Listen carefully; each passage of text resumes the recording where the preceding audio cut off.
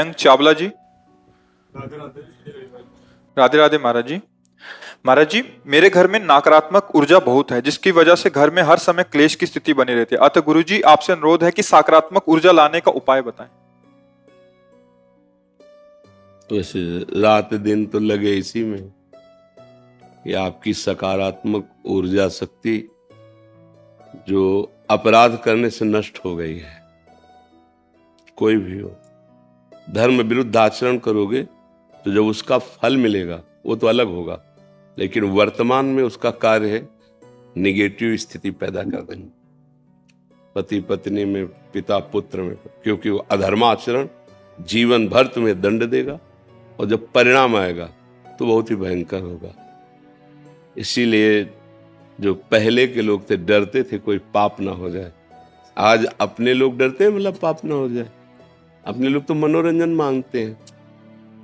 ये जो आज का वायुमंडल नया आधुनिक बच्चों का चला है, समाज का चला है, जो व्यवहार चला है, इसमें सुख शांति और सकारात्मक सोच कैसे हो सकती है?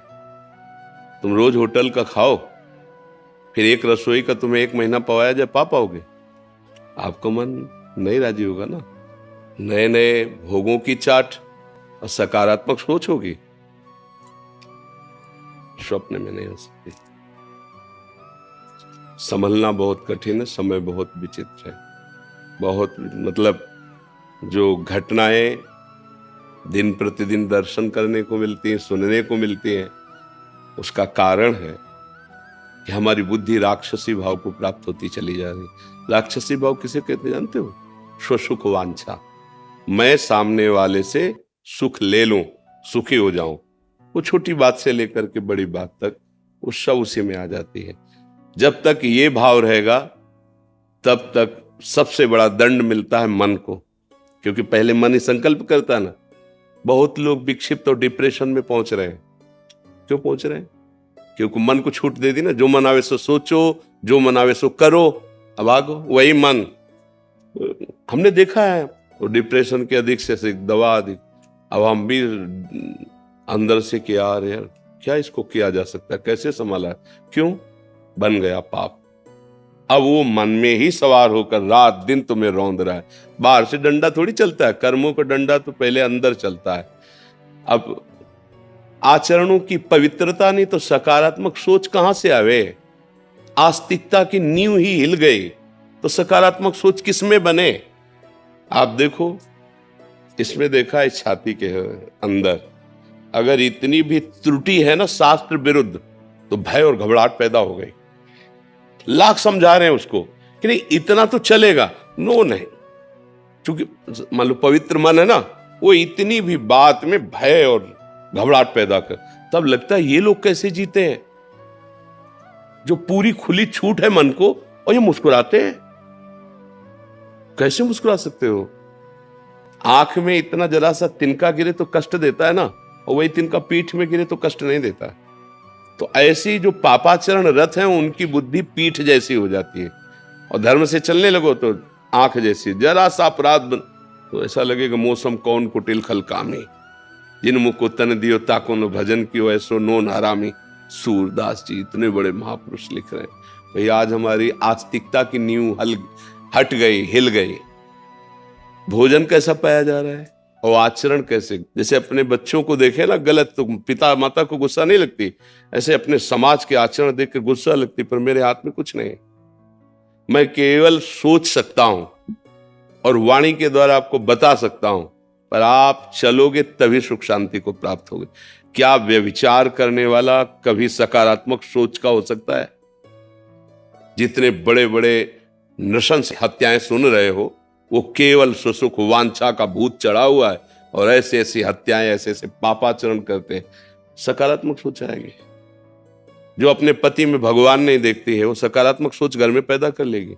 जो पति अपनी पत्नी को शरणागत समझकर प्रिय मित्र के समान आदर नहीं करता, उसकी मनोकामनाएं पूर्ण करने के लिए प्रयत्न से उस घर में सकारात्मक सोच रहेगी। जो पुत्र अपने माता पिता को भगवत स्वरूप नहीं समझता, वहां सकारात्मक सोच होगी। रसोई में मांस बने, पी के शराब आओ, करो व्यभिचार, सकारात्मक सोच कहां से आएगी? सकारात्मक सोच पवित्रता और पुण्य में प्रकट होती है। नकारात्मक सोच अपवित्रता और पाप में प्रकट होती है। ये सबकी समझ में नहीं आएगा। जो गिरा हुआ है उसको गिरने का भय नहीं रहता, जो चल रहा है उसको गिरने का भय होता है। तो भगवान की आपके ऊपर कृपा है। जो अभी आपके अंदर ये प्रश्न है कि सकारात्मक सोच कैसे आवे, नहीं तो ये प्रश्न ही खत्म है, ये प्रश्न ही खत्म है। रुपया कैसे आवे और आज किससे कैसे सुख भोग लूं, बस इतनी मानसिकता रह गई है। छल से, कपट से, मित्रता का नाटक करके या जबरदस्ती, जैसे बस दो ही लक्ष्य हैं। जीवन में क्या होगा, हमारे जीवन का परिणाम क्या होगा, मैं यहां किस लिए आया हूं, क्या कर रहा हूं, क्या करना चाहिए, क्या नहीं करना चाहिए, ऐसे प्रश्न तो पवित्र हृदय में उत्पन्न होते हैं। कहीं ना कहीं आपके कोने में पवित्रता है जो आपको अभी प्रेरित कर रही है। तो एक काम शुरू कर दो, नाम जप करना। जिस जगह में नाम उच्चारण किया जाता है, जय जय श्री राधे, जय जय श्री राधे, वो वायुमंडल पवित्र होने लगता है। अगर घर में आप 10 मिनट कीर्तन शुरू कर दो, राधा राधा, बहुत से भगवान नाम आचार्यों द्वारा दिए गए, जो नाम प्रिय हो, सब नाम समान है। 10 मिनट कीर्तन शुरू कर दो और उठते बैठते चलते फिरते नाम जप शुरू कर दो और उसका फल ये मांगो कि हमारा परिवार सात्विक भाव से युक्त हो, इनकी बुद्धि शुद्ध हो, इनका मंगल हो, शुरू हो जाएगा। दूसरा उपाय नहीं है, क्योंकि आहार गलत, व्यवहार गलत, देखना गलत, सुनना गलत, करना गलत, यही हो रहा है। आप देख लीजिए, कोई बिरला है जो देखने, सुनने और करने में बुद्धि लगा रहा है। ये देखना चाहिए, नहीं देखना चाहिए, ये सुनना चाहिए, नहीं सुनना चाहिए, ये करना चाहिए, नहीं करना। खुली छूट है। माता पिता से कहते हैं बस ठीक है, आपने पालन कर दिया तो क्या एहसान किया, अब मैं स्वतंत्र हूं, जिसको चाहूंगा जैसे चाहूंगा वैसे व्यवहार करूंगा। भला ये बुद्धि, इसमें सकारात्मक भाव आएगा, भला ये सुखी हो पाएंगे? आगे चल के देखना, बस यही मन में आएगा कि कैसे शरीर को छोड़ दूं, क्योंकि बुद्धि ऐसी हो गई, तुमने अपराध किए। बहुत बहुत गलत स्थितियां आ रही हैं। 14-15 वर्ष का बच्चा है और वीरपात रूपी ऐसे दोष से ग्रसित हो गया है। क्यों? क्योंकि गंदी आदतें ऐसे, हस्तमैथुन ऐसी क्या वो नस नाड़ियां व्यर्थ हो गए और जरा सा में अब क्या जीवन उसका खड़े होने में चक्कर आता है, क्योंकि जीवनी शक्ति वीर ही तो है। अब उसके सकारात्मक सोच आएगी, धीरे धीरे डिप्रेशन में पहुंच जाएगा। इसलिए भाई प्रार्थना है, नाम कीर्तन अपने घर में करो, जितना हो सके पवित्र आहार करो, गंदे दृश्य मत देखो, गंदी बातें मत करो, गंदे आचरण मत करो, तो ये जीवन भी सुखी रहेगा और परलोक भी सुखमय रहेगा। नहीं तो आप करके देख लो, ना मानो तो करके देख लो, फिर मन पछताई है, अवसर बीते, अभी अवसर है, सुधर सकते हो, आगे ऐसी स्थिति आ जाएगी सुधर नहीं पाओगे। हृदय जलता है, कोई निर्णय नहीं निकल पाता, फिर वो क्या कर, फिर साथी मिलेंगे आपको, जानते हो कैसे, वो दवा बताएंगे आप, अब रिलैक्स एक बन गया रिलैक्स। अब ऐसे गंदे गंदे आचरणों में बढ़ावा देने वाले आज मित्र मिलेंगे, आज बैठाल कर सत आचरण में चलाकर तुम्हें परमानंद प्रदान करने वाले नहीं मिलेंगे। वो भगवान की कृपा से मिलते हैं।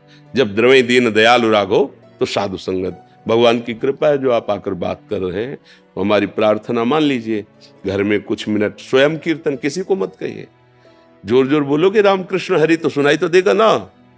तो जो कथन का फल होता है वही श्रवण का फल होता है। वो अंदर से नाम जप कीजिए। नाम ही एक सर्व सामर्थ्यशाली है जो आपको हर संकट से बचा सकता है, वायुमंडल को पावन कर देगा। कागभूषुंड जी जहां बैठकर भगवत चर्चा और कीर्तन करते थे, उस क्षेत्र में प्रवेश होते ही गरुड़ जी के सारी जलन मिट गई, सारे संशय मिट गए। इसलिए हमारे पास तो यही औषधि है। और फिर कोई जंतुर अंतुर बना दे तो बात अलग है, अपने पास तो जंतुर बना है नहीं, ऐसा तो कुछ है नहीं। अपने पास तो यही है कि भाव कुभाव अनख आलसहु, नाम जपत मंगल दिशि दसो। दसों दिशाएं तुम्हारे लिए मंगल, सकारात्मक सोच की क्या आनंद की बाढ़ आ जाएगी। पर नाम जप करो, जैसे बने वैसे नाम, भाव से कुभाव से, अनख से, आलस से, कैसे भी करो।